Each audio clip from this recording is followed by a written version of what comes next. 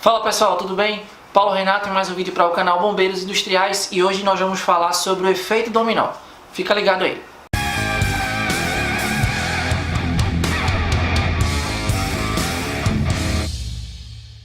Então pessoal, antes da gente falar sobre esse assunto, já deixa o like aí no nosso vídeo, compartilha e comenta sobre os assuntos que você gostaria de ver aqui no canal. Pois bem, no vídeo de hoje vamos falar sobre o efeito dominó.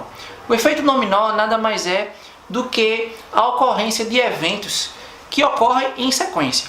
Então, como a gente sabe, eventos de grande magnitude na área de segurança de processo, como explosões, incêndios, grandes vazamentos, eles podem ocasionar novos eventos. Então, basicamente é isso. Quando você tem um primeiro evento e esses eventos vão acontecendo sequencialmente a partir do primeiro evento. Para a gente ilustrar um pouquinho sobre esse evento, a gente vai acompanhar o vídeo. Aí agora eu vou fazer alguns comentários em cima do vídeo para vocês entenderem como é esse tal de efeito dominó. Então, como vocês podem ver, a gente tem uma unidade em operação aí, né? E pelo que a gente pode perceber, o vídeo não é um vídeo muito bem gravado, né? Ele foi gravado até em pé, mas o que a gente pode perceber é que já tem algo sendo combatido lá. Então, perceba que já tem fogo na unidade, já tem lançamento de água, de espuma, né, em torno dos equipamentos, quando vai acontecer uma explosão. Vejam aí.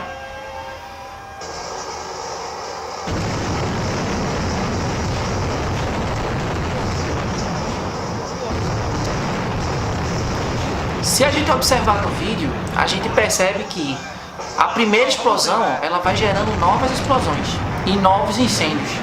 Isso gerando mais e mais desafios para a equipe que está fazendo atendimento a essa emergência aí.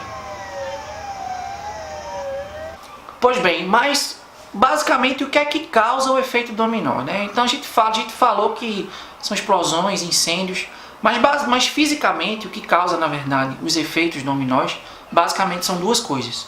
Primeiro é a radiação térmica, que a partir do momento que você tem o primeiro evento, a temperatura, né, o calor principalmente, aumenta nos equipamentos próximos a ele, né, próximo ao evento iniciador, e aí você tem novos eventos.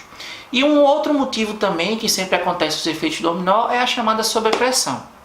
Então, quando a gente faz algumas análises de vulnerabilidade para saber, por exemplo, se naquela região ali, quais as probabilidades de fatalidade, por exemplo, seja por radiação térmica ou por sobrepressão, a gente utiliza alguns valores base. Então você tem normas externas, normas americanas, normas NFPA, que determinam esses números. Aqui no Brasil se tem usado muito as normas da CETESB, né? Então a gente tem a norma da CETESB que fala sobre o método para estudos de análise de risco. E nessa norma a gente tem, por exemplo, que para efeitos de sobrepressão, né, entre acima de 0,3 bar, por exemplo, a partir de uma explosão, se for detectada essa pressão ali no estudo de vulnerabilidade, você tem a possibilidade de ter, por exemplo, 75% de chance de ter fatalidades. Para radiação térmica, por exemplo, se você tiver uma radiação em torno de 35 kW por metro quadrado, então você já tem a possibilidade de ter queimadura de terceiro grau e logicamente morte.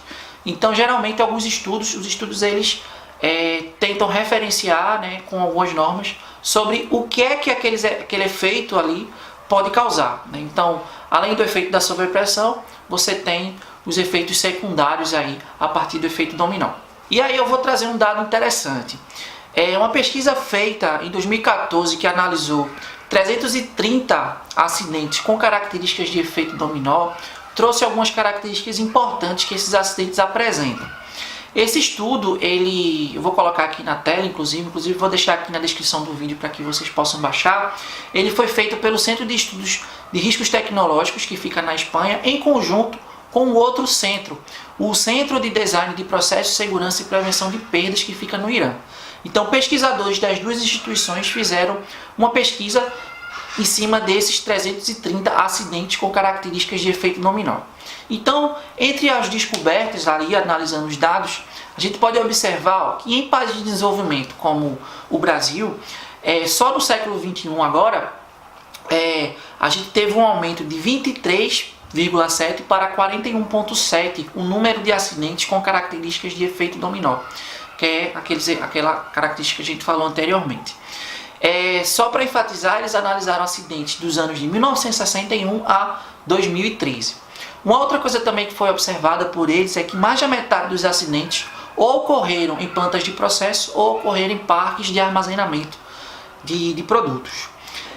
Substâncias inflamáveis como GLP, gasolina, petróleo e nafta representam cerca de 83% dos casos.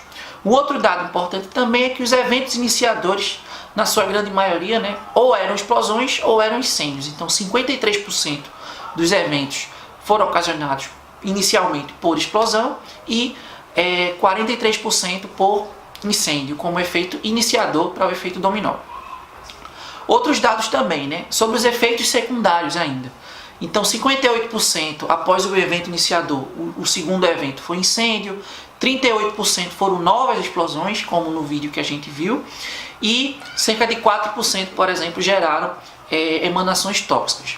Um outro dado importante também é que desses 330 acidentes analisados, apenas 6 tiveram 3 etapas, digamos aí, 3 eventos, e apenas uma apresentou 4.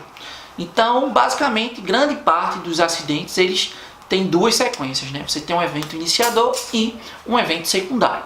Bom, então você deve estar me perguntando, então como é que a gente faz para que esses acidentes não venham a ocorrer? Acidentes com essa característica. Primeiro, a gente tem que evitar que o primeiro aconteça, E acontecendo o primeiro, as equipes elas já têm que ter o treinamento suficiente para impedir que novos eventos aconteçam. Então, primeiro é criar uma cultura de segurança, primeiro para identificar os eventos iniciadores, e caso tenha a possibilidade de ter acontecido, as equipes tenham um treinamento correto para que elas possam agir rapidamente de forma a manter a energia do primeiro acidente naquele local. Uma outra coisa importante que pode ser feita também são os estudos, Estudos de vulnerabilidade, como a gente viu. Então, muitas vezes você tão somente com distanciamento de equipamentos ou posicionamento, você pode evitar que essa energia se propague. Além disso, você pode também utilizar equipamentos de combate a incêndio, como por exemplo sistemas de dilúvio que vão resfriar determinados equipamentos, ou até equipamentos de combate a incêndio mesmo, próximo aos locais desses equipamentos que porventura possam causar esse tipo de efeito. E também a gente tem as proteções mecânicas. Então grande parte dos equipamentos que tem essa possibilidade de explosão, por exemplo, eles são equipamentos que geralmente têm fluidos pressurizados. E nesses equipamentos você tem as chamadas PSVs, que são as válvulas de alívio de pressão e segurança.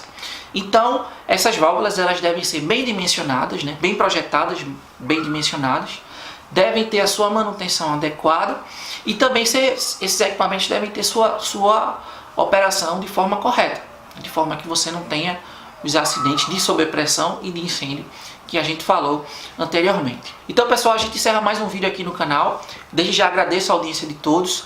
Conforme eu falei, eu vou deixar o artigo que a gente falou nesse vídeo aqui nos comentários, para que vocês possam ler, entender um pouco mais como foi a metodologia de análise, inclusive podendo utilizar para treinamentos, entre outras coisas. Beleza? Então, continue curtindo, compartilhando, comentando as nossas postagens. Para mim, para a gente que faz o canal, é muito importante a sua participação. Beleza? Forte abraço a todos. Até o próximo vídeo aqui no canal Bombeiros Industriais.